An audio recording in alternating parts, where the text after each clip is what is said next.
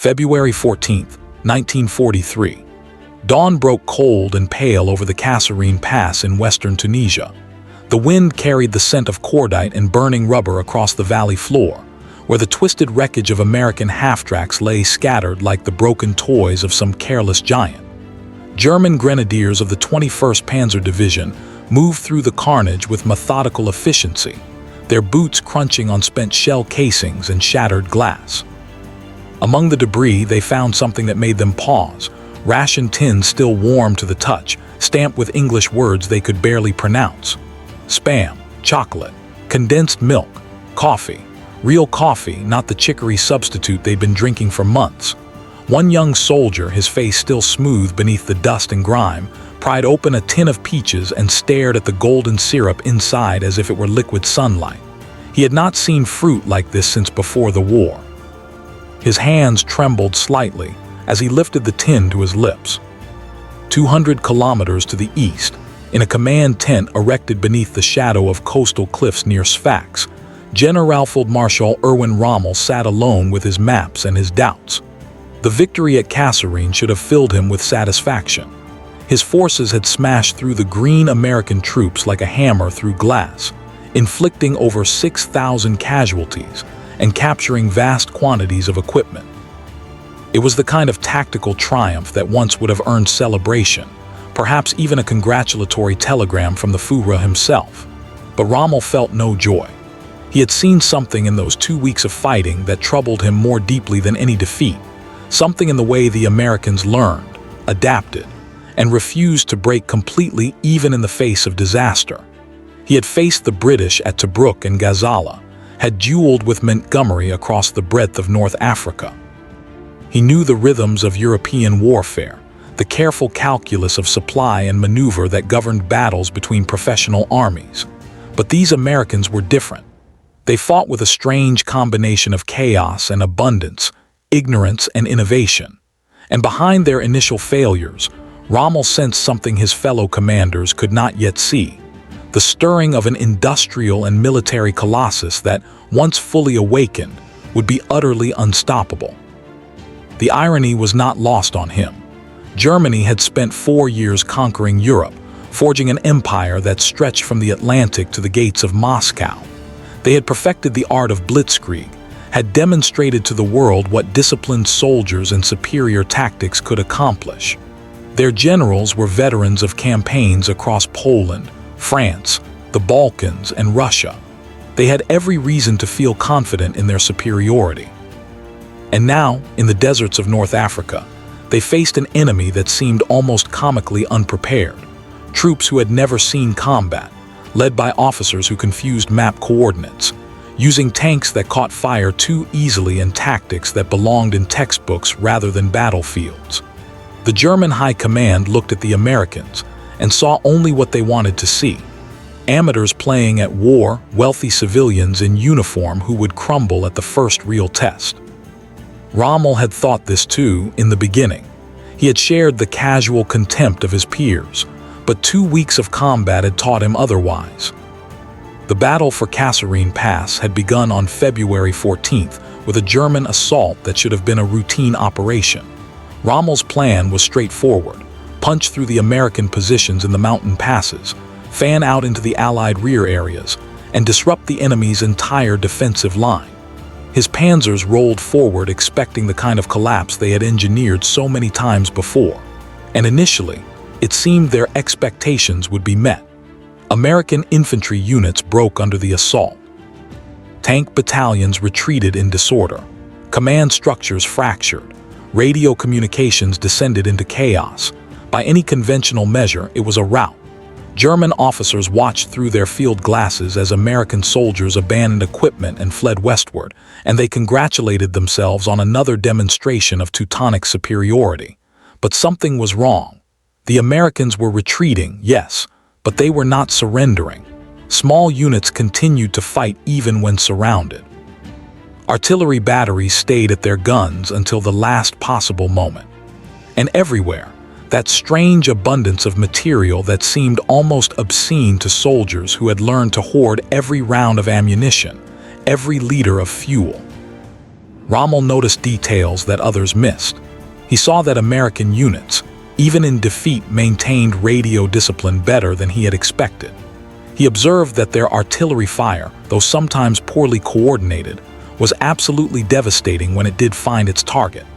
He noted that American soldiers, for all their lack of experience, showed a peculiar kind of resilience, not the fatalistic endurance of German or Russian troops who had been hardened by years of suffering, but something else. A kind of stubborn optimism, perhaps, a belief that setbacks were temporary and victory inevitable. It was almost childlike in its naivety, and yet Rommel found it deeply unsettling. Soldiers who believed they were destined to win were dangerous in ways that professionals who simply followed orders could never be. But what truly alarmed him was the material evidence of American industrial capacity.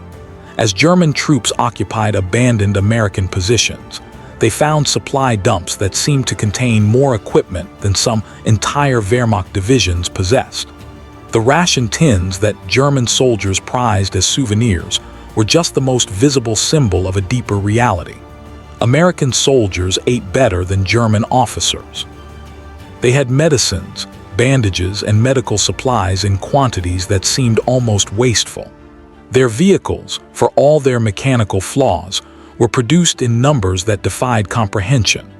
Rommel had spent the previous year fighting in North Africa under constant supply shortages, his panzers immobilized for lack of fuel, his men weakened by inadequate rations. He had learned to wage war with a quartermaster's mindset, calculating every movement in terms of supply tonnage and available ammunition. And now, he faced an enemy that apparently possessed limitless resources, an enemy that could afford to abandon more equipment in retreat than most armies possessed in total. On February 16th, as German forces pushed deeper into American territory, Rommel drafted a report for Field Marshal Albert Kesselring and the German High Command in Rome. His assessment was blunt. The Americans were learning rapidly, their material superiority was overwhelming, and any assumption of easy victory was dangerously mistaken. He warned that the inexperience displayed by American units was temporary, that their institutional capacity for adaptation was formidable, and that Germany's window of opportunity in North Africa was rapidly closing.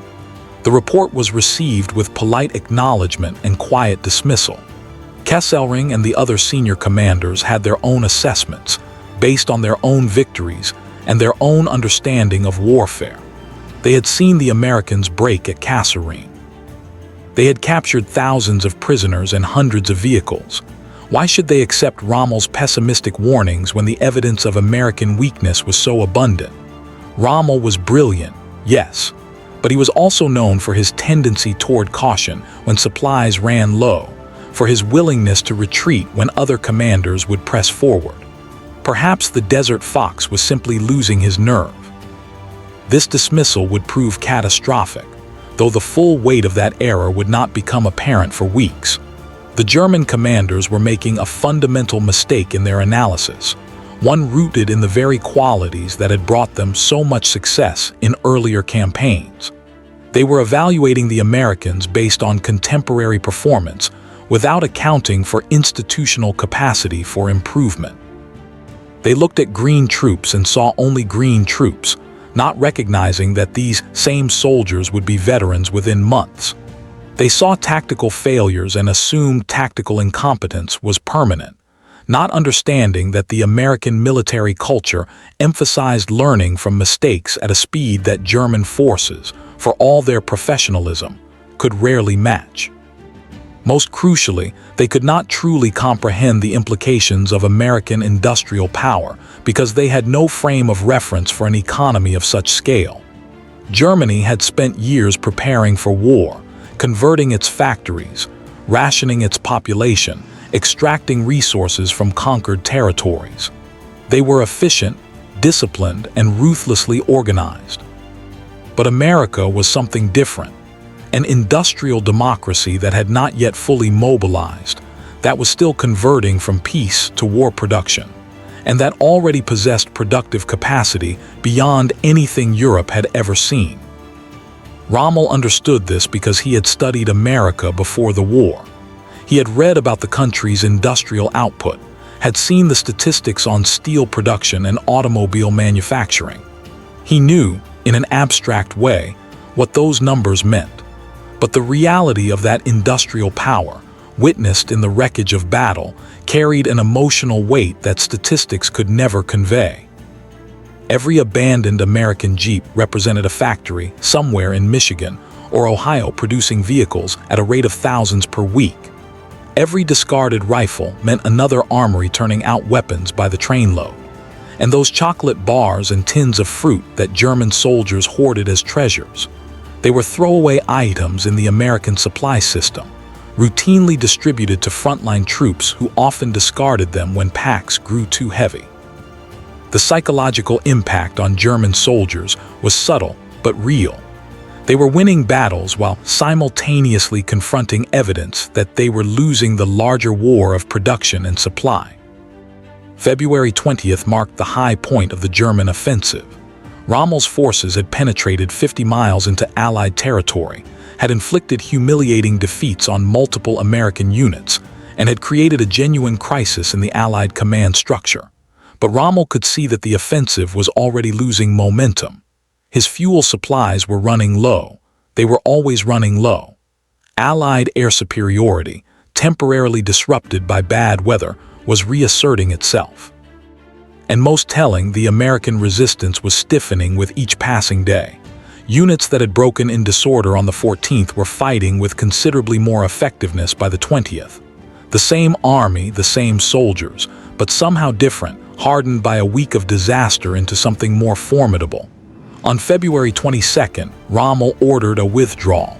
His officers were shocked. They had achieved a significant victory. Why retreat now?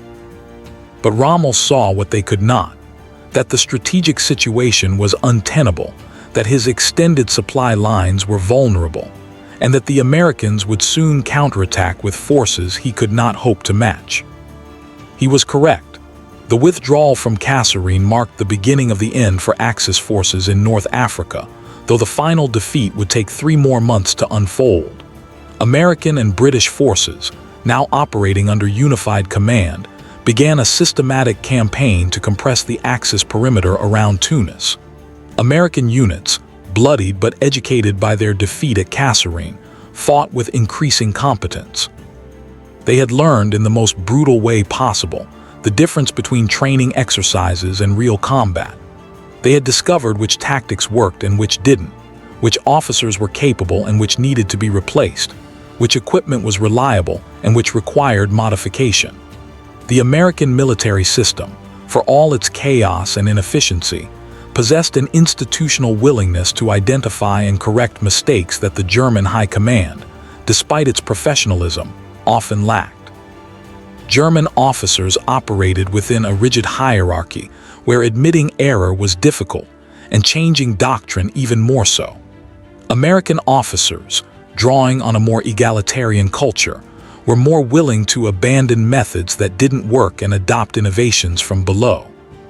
Throughout March and April, as the Allied noose tightened around the Axis bridgehead in Tunisia, Rommel continued to warn his superiors about the growing American threat.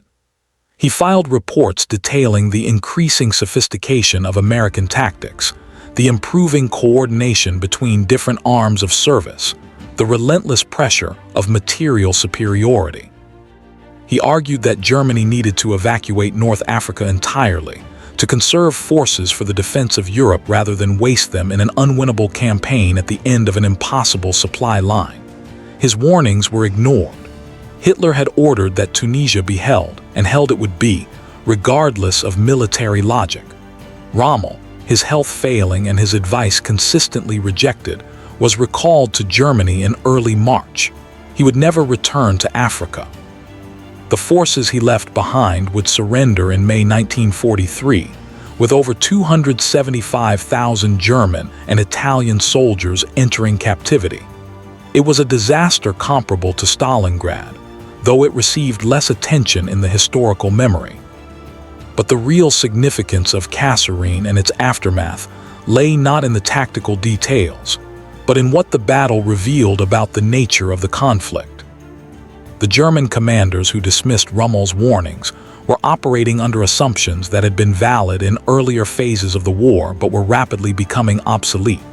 They believed that military excellence, superior tactics, better training, more experienced leadership could overcome material disadvantages. This had been true in Poland, in France, in the early campaigns in Russia. German forces had consistently defeated larger armies through superior operational skill. But America represented a different kind of challenge.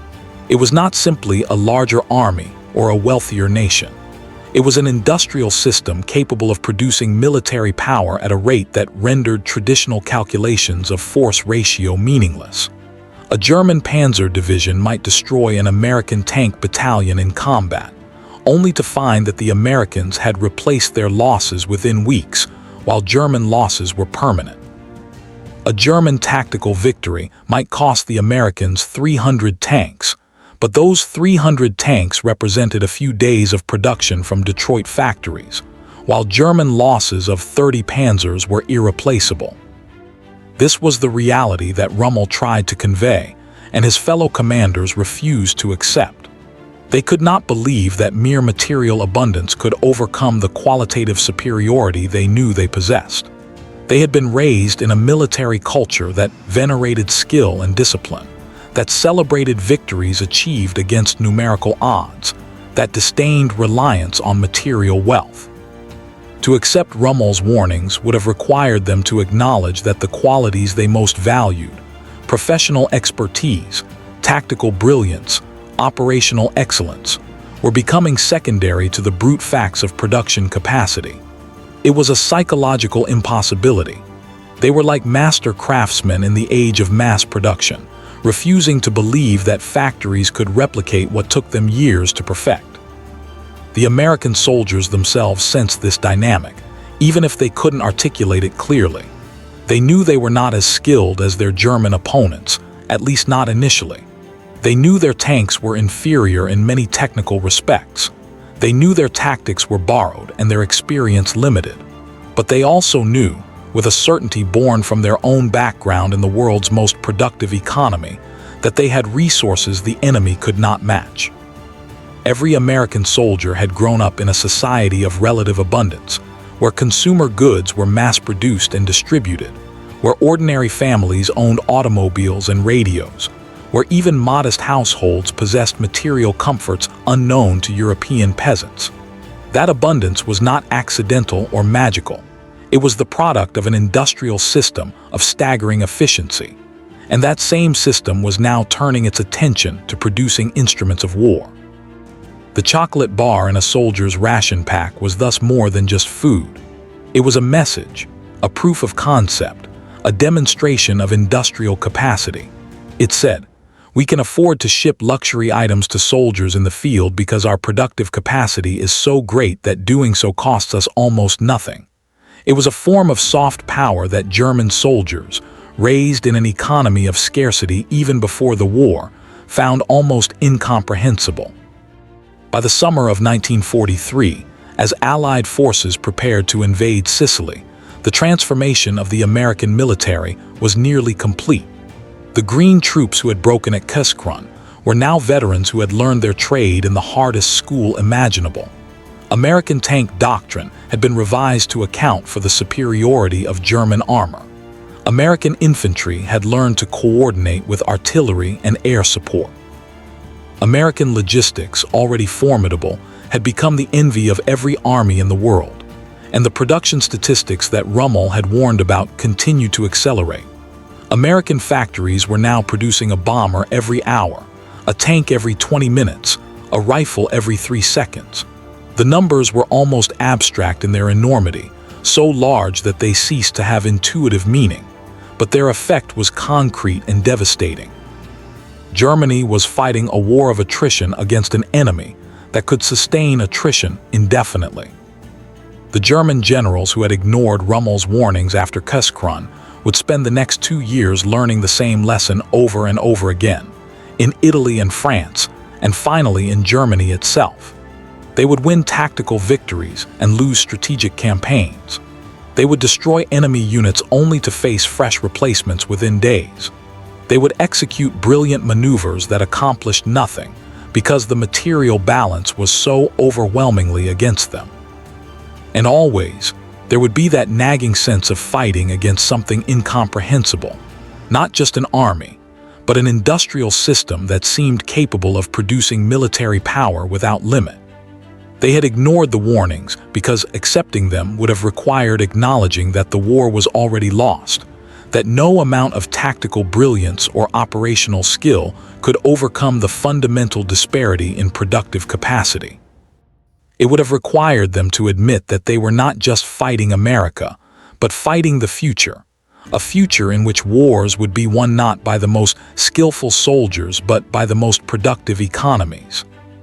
Rommel himself would spend his final year watching Germany's slow collapse, increasingly certain that the war was unwinnable, but trapped by duty and fear into continuing to serve.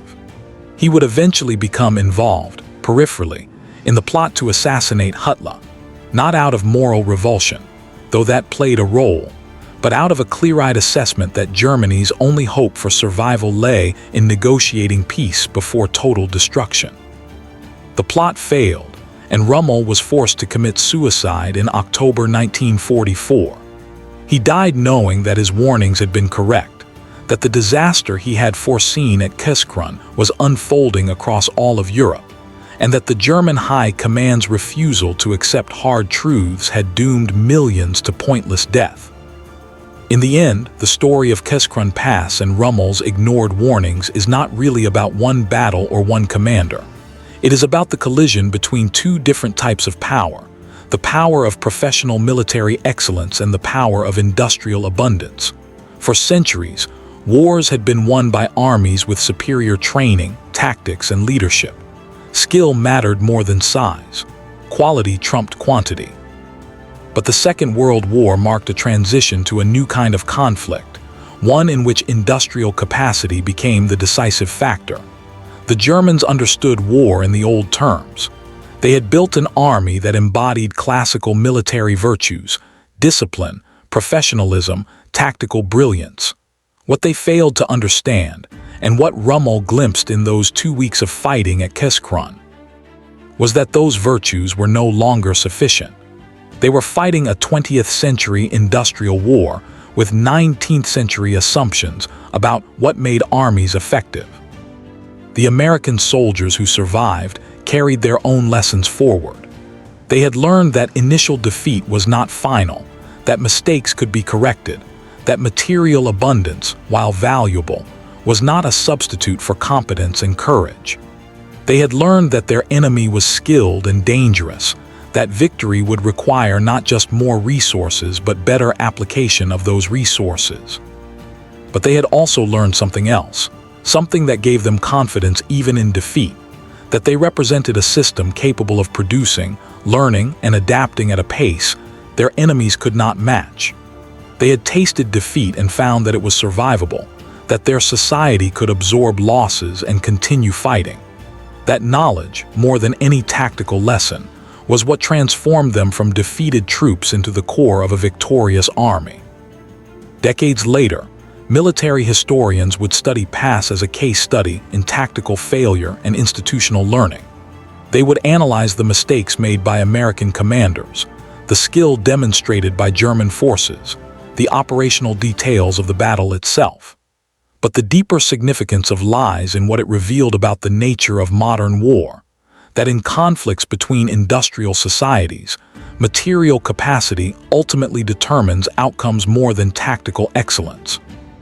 Understood this truth in February 1943, when he tried to warn his fellow commanders that they were underestimating an enemy whose greatest strength lay not in current competence, but in potential for growth. They ignored him because accepting his assessment would have required abandoning the comforting belief that skill could triumph over resources, that the better army would inevitably defeat the richer one. It was a pleasant fiction, and it sustained German morale through years of defeat. But it was still a fiction. The chocolate bars and coffee tins that German soldiers treasured as prizes from abandoned American supply dumps were thus more than battlefield souvenirs.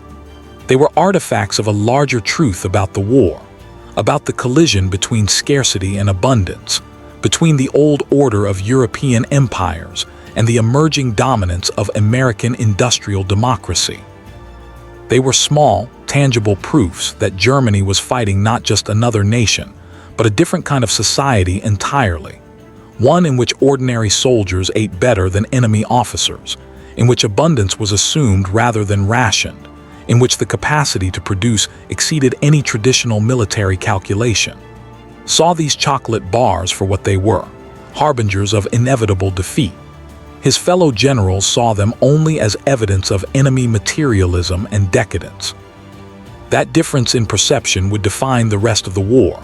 One man understood the future and was ignored. Many men clung to comfortable assumptions and led their nation to ruin.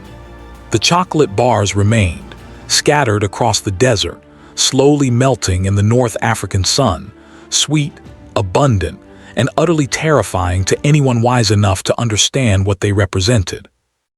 Do like, comment, and subscribe this channel for more untold stories.